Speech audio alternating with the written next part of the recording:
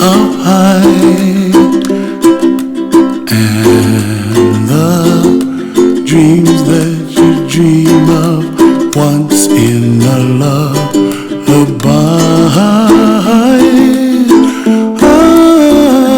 Oh, somewhere over the rainbow, bluebirds fly,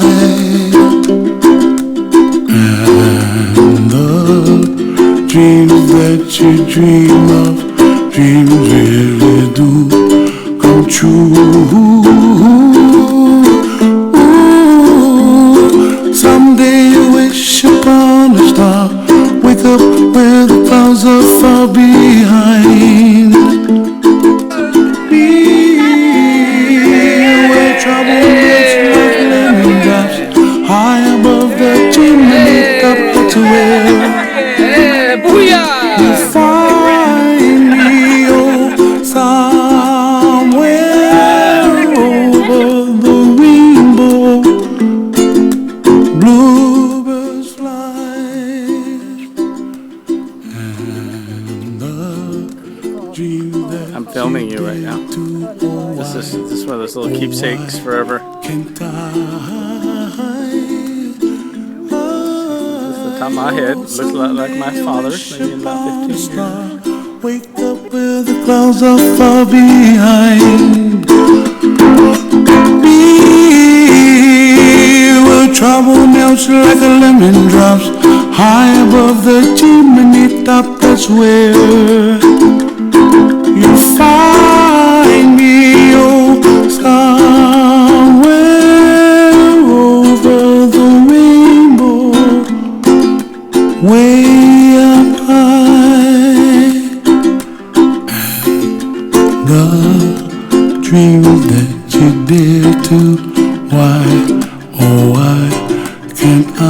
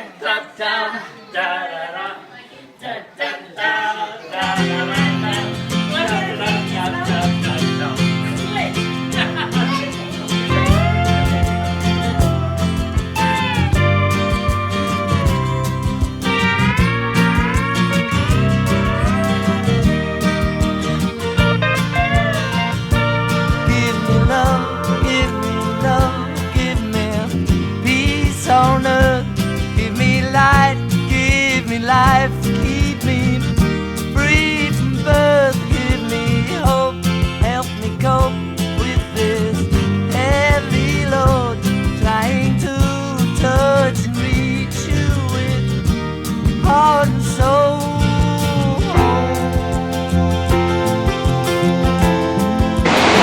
Hi, Mom. Hi, Chris. Here I am in one of my favorite places in the whole world. Anna Squam.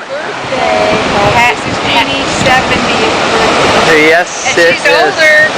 She's much older. I am possibly young at heart. Young at heart. Not to be confused. And we are at We're the old at heart. Halibut Point, Rockport, Mass. Rockport, Mass. August 28th, 2007. A memorable year. 70th birthday. And Gonzalez just resigned, so it's a very happy day. It's a birthday gift. Birthday gift. And Uncle Eric sitting up there on a rock.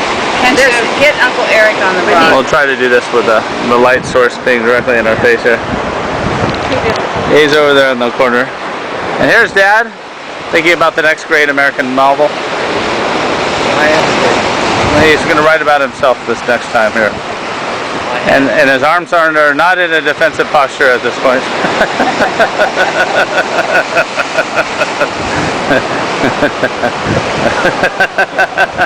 All right. And good morning, ladies and gentlemen. We're standing on the rocks at Halibut Point near Rockport, Massachusetts, and behind me are a pile of books that were left over from the banks and the libraries that were built all over New England. And Mrs. Miller here, who is a geologist, How do you do, folks? will tell you a little bit about the sedimentary value of these rocks.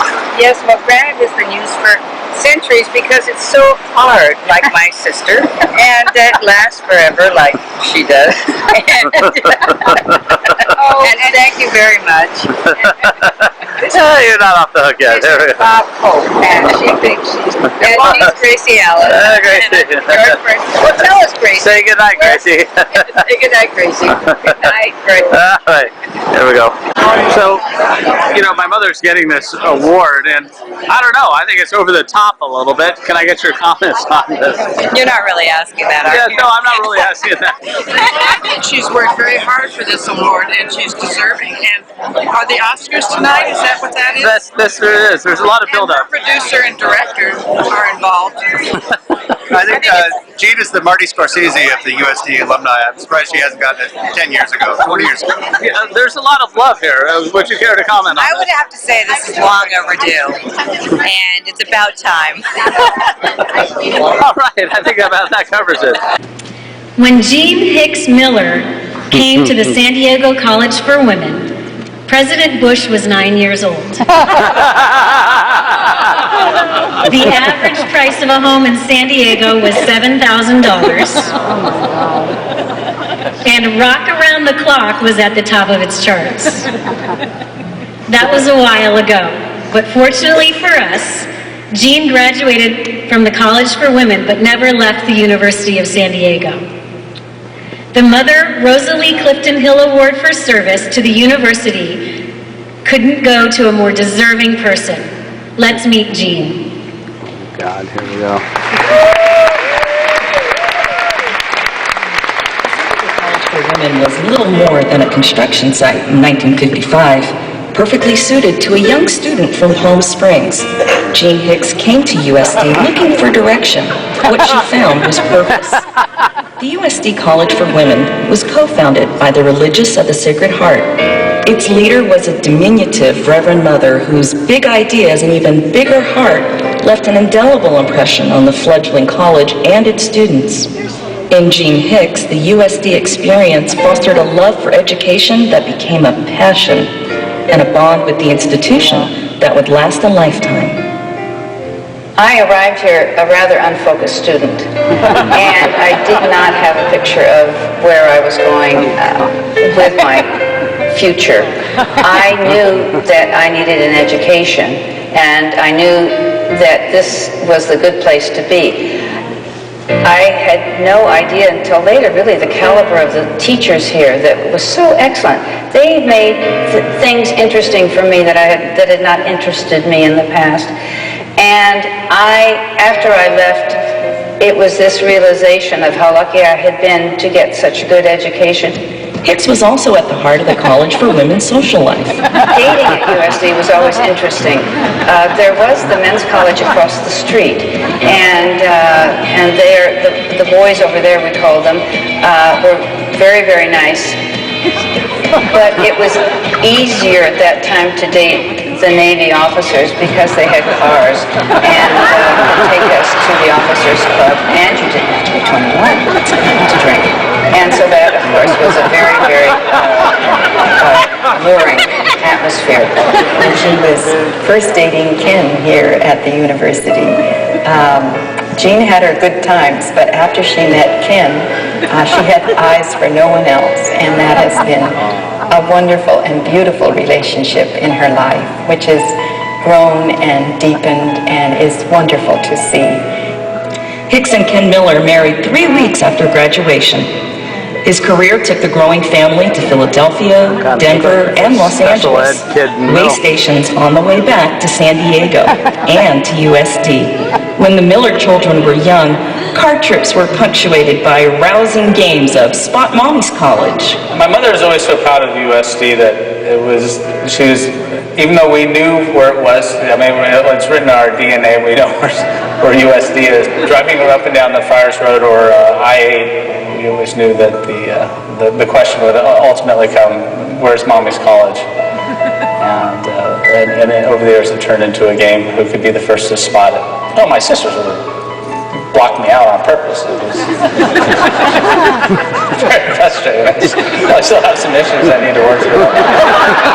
Jean once again became part of the fabric of life at USD through involvement with the Alumni Association and with the Sisters of the Sacred Heart.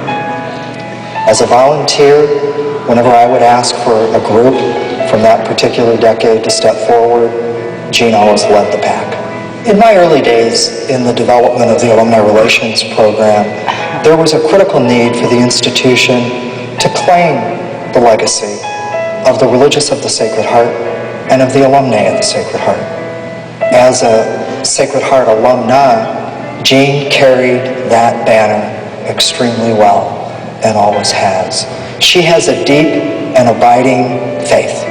She has a deep and abiding commitment to the Religious of the Sacred Heart and to all that stands for.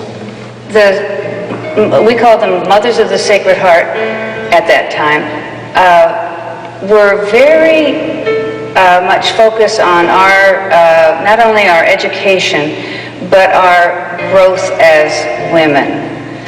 They were nurturing. I can remember faltering along the way a few times and just getting encouragement. Not criticism, but just I could do better. My favorite place to visit is Founders Chapel. And when I see Founders Chapel, when I experience Founders Chapel, I think of Jean because of her commitment to the institution at the spiritual level. Jean gets it. She understands from day one what it means to be a Catholic institution. I think my favorite place on campus would be Founders Chapel. It was just a very quiet place, a very special place. I had never seen anything quite like it. To see what the university has become now is, to me, a very proud moment. To see it now it's just a thing of beauty. Oh, dear, dear, dear.